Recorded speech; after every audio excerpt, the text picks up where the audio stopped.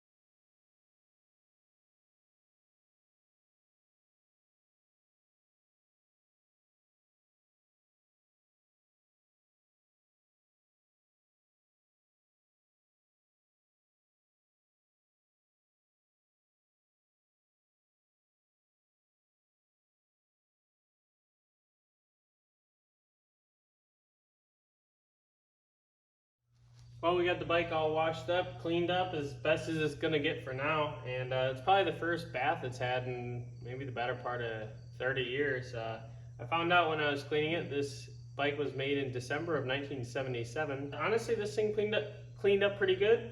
Both side panels are not cracked. The fenders are not cracked. They're a little sun faded, but we can probably clean those up. I did pop the gas cap off, and unfortunately this tank has a fair bit of rust in it. So that's gonna be our first project we have to tackle. And the throttle does not engage at all. So I'm gonna just go out on a limb here and assume that carburetor is pretty gummed up. So we're gonna have to get that thing all apart, go through the carburetor, clean it all up. Engine feels like it has pretty good compression, so that's a really good sign. And then it does go into gear. So I guess first we're going to start with the gas tank, the obvious, then we're going to move on to the carburetor, and then we're going to check for spark after that. There's a pretty good look inside the tank, what we're working with here. Obviously this thing's got a pretty good bit of rust. So first things first, we're going to hit that with some apple cider vinegar.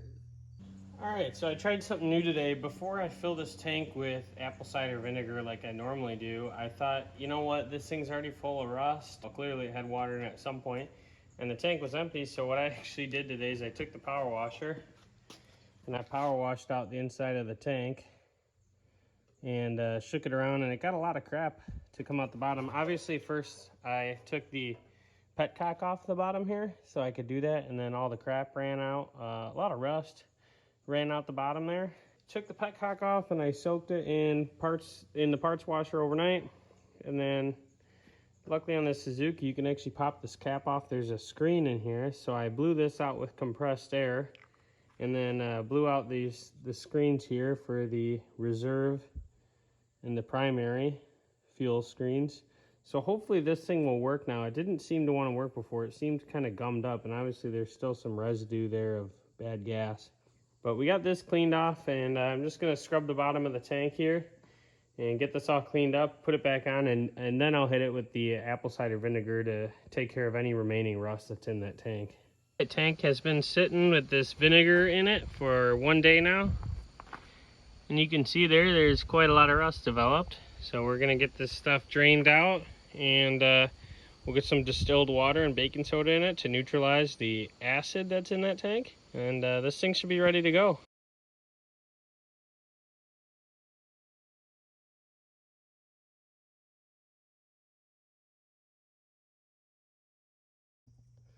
So sometimes on older bikes you run into this when this has been sitting so long.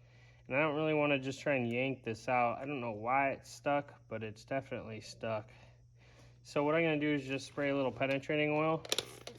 This is a homemade penetrating oil. It's just ATF, automatic transmission fluid, and acetone mixed together.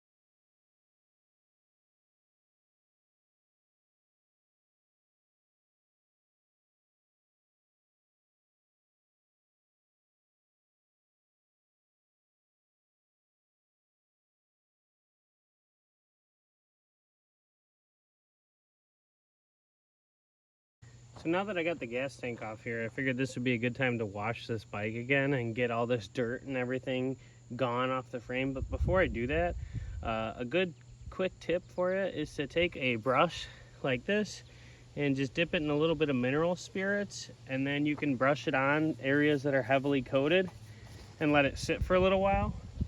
And usually that'll help break down that dirt before you power wash it again. Just to share a quick tip with you guys, when I do these rims here with the steel wool, I like to take just a little bit of diesel fuel and dab this in there, and it'll coat the rim with that diesel fuel. And that diesel fuel really helps to get that light rust off really nice. I think it does a great job pulling off some of that rust and lubricating the steel wool to make it slide pretty nicely across the rim. Figured while I'm down here, I might try and tackle this pitting here on the fork tubes. I'm gonna try and just hit this with a little Scotch-Brite and see if it makes any difference. It might not, but the least we can do is try here.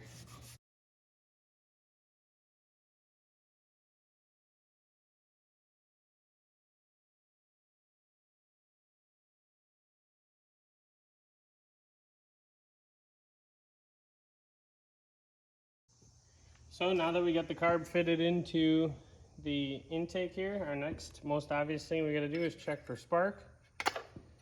So we'll pop that off, get our spark plug out.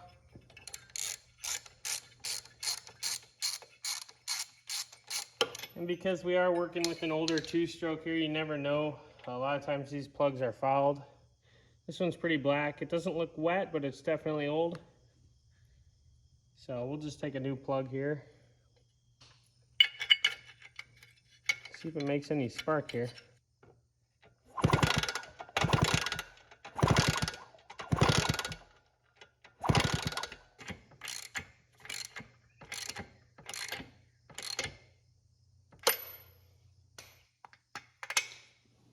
Got our new spark plug in, so this thing should be making some good spark. Hopefully gas will go through the carb, and we'll have some ignition here. It's looking pretty promising so far.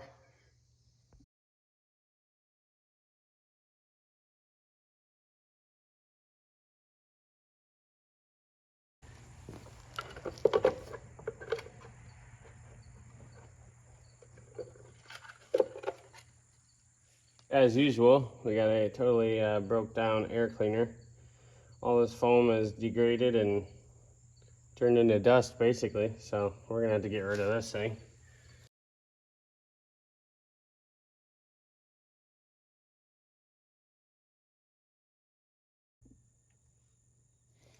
This is the forbidden tool. Surprisingly, this thing really wasn't that tight, which is good for me. Not too bad. Let that drain out, get some new oil in there.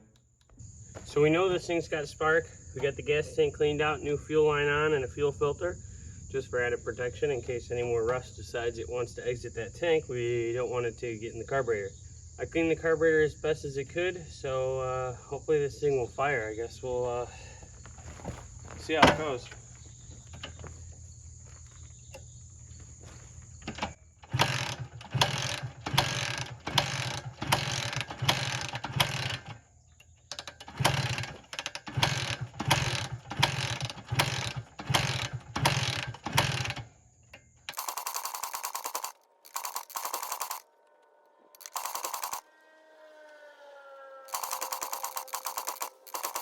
All right, we're gonna try this again. I kicked it quite a bit earlier and it seemed like it was flooded. So I took the spark plug out, kicked it a bunch over. It was definitely wet.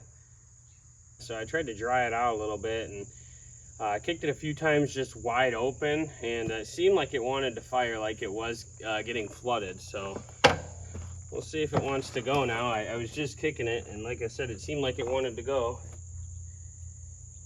So let's see if it'll fire up here.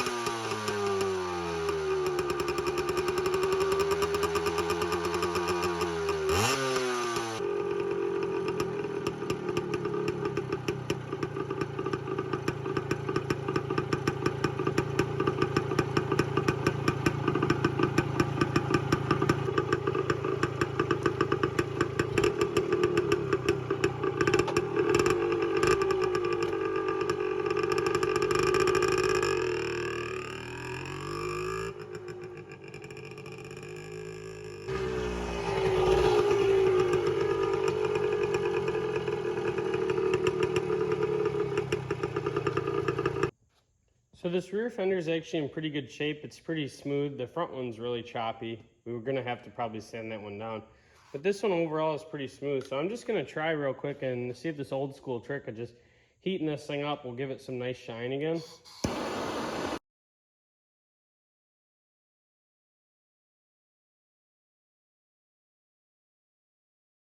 So that actually came out pretty good.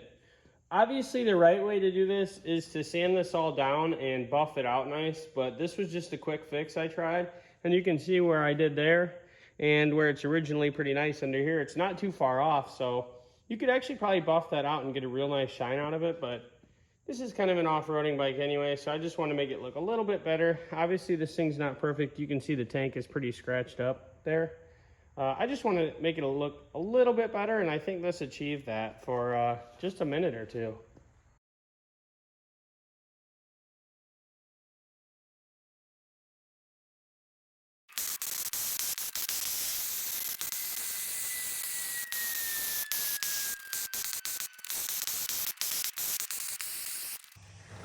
So unfortunately, during the process of cleaning this here tank, the power washer blew off these decals. And these original decals are obsolete, and you just can't get them anymore. I could probably find somebody to print them custom to make a match, but I'm not really going for the original look here. I just want this bike to look pretty good. So I ended up finding these on eBay from Fast Guy stuff. And these are really close to the original size. These are for an RM tank. So we'll get this cleaned up and see how these stickers look on here.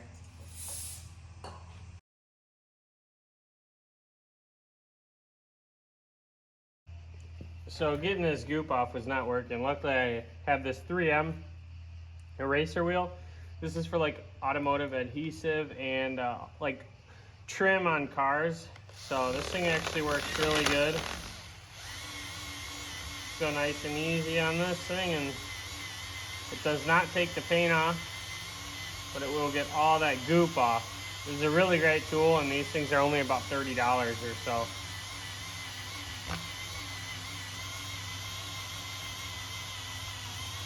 So makes quick work of all this de-gooping, I guess you could say.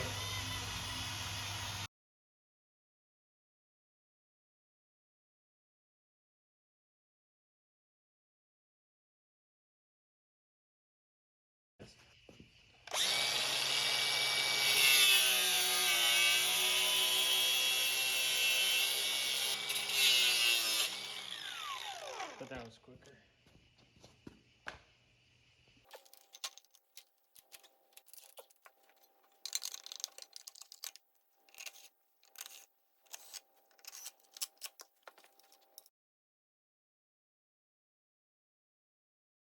So I got the new chain all on here, and this thing's good.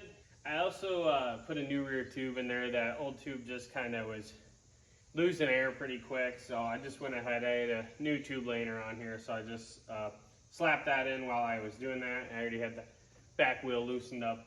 Next thing, I ordered a new seat cover for this thing because it's all chewed up here. So we're gonna try and get this old one off. This is the old metal pan. And it's got these little clips and hooks.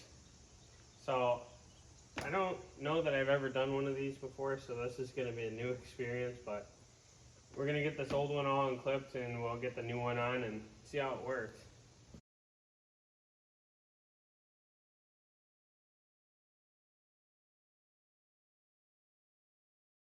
Well, I got the old seat cover off and I got this new seat cover I got online, and unlike the original one, this one does not have a metal ring sewn into it.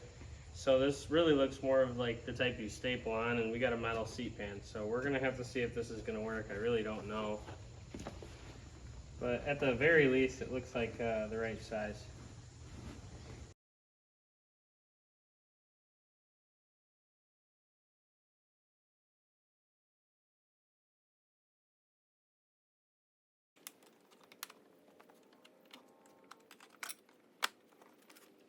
So I think what I'm gonna try and do is pull the seam over to the inside. Then there's these little hooks here that the factory seat cover, that metal ring hooked right through here. So I'm gonna try and hook the whole seam into there.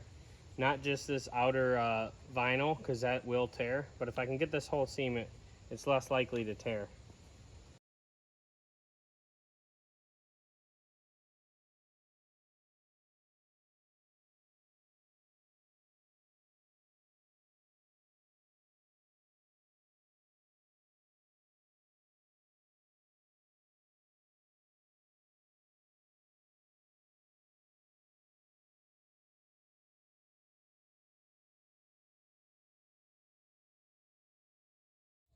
So now that we got the seat on, the new chain on, everything's all tuned up, this thing's ready to go. All we got left to do is to ride it. I probably should have hit the kill switch.